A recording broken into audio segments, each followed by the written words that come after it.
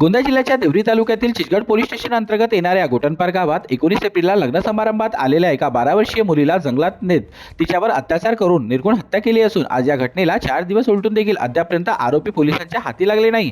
त्यामुळे आरोपींना तत्काळ अटक करून सदर प्रकरण फास्ट ट्रॅक कोर्टात चालवून पीडित कुटुंबाला न्याय मिळवून देण्यात यावा अशी मागणी विरांगना राणी दुर्गावती आदिवासी सेवा समितीच्या वतीने करण्यात आली आहे। तर लवकरात लवकर आरोपींना अटक झाली नाही तर विरांगना राणी दुर्गावती आदिवासी सेवा समितीसह आदिवासी बांधवांच्या वतीने भव्य आंदोलन करण्यात येईल असा इशारा देण्यात आला आहे।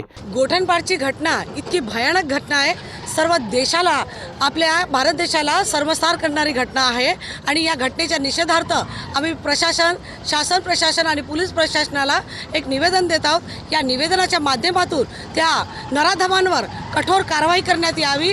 जर आज अशी या नराधमांना जर आपण सोडून दिलं तर परत आपल्या या समाजामध्ये अशा घटना वाढतच जाणार आणि कुठेतरी अशा घटनांना वचक बसणार नाही। याकरिता अशा घटनांवर आळा घालण्याकरिता शासन प्रशासन आणि पोलीस विभागाने कठोर कारवाई करावी आणि तात्काळ अशा नराधमांना फाशीची शिक्षा देण्यात यावी।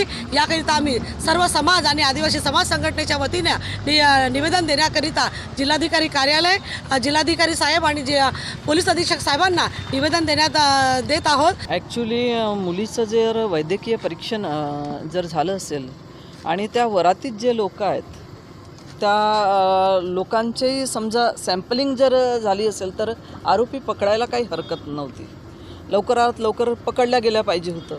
ॲक्च्युली 12 वर्षाची मुलगी आणि अशा प्रकारे जर तिच्यासोबत प्रकरण झालं तर मुली किती सुरक्षित आहे। एका बाजूनं आम्ही बेटी बचाव आणि बेटी पढावचा नारा देतो आणि दुसऱ्या बाजूनं असलेल्या ज्या बेट्या आहेत त्यांच्या सुरक्षिततेचाही प्रश्न ऐरणीवर आलेला आहे आणि बलात्काराला जात धर्मपंथ काहीच नसतो। बलात्कारी हा फक्त बलात्कारी असतो, तो समोरची व्यक्ती, ती स्त्री आहे, ती मादी आहे, ह्या नजरेतून तो पाहतो आणि तो तिच्याशी, मग ती लहान आहे की मोठी आहे याचा काही विचार करत नाही।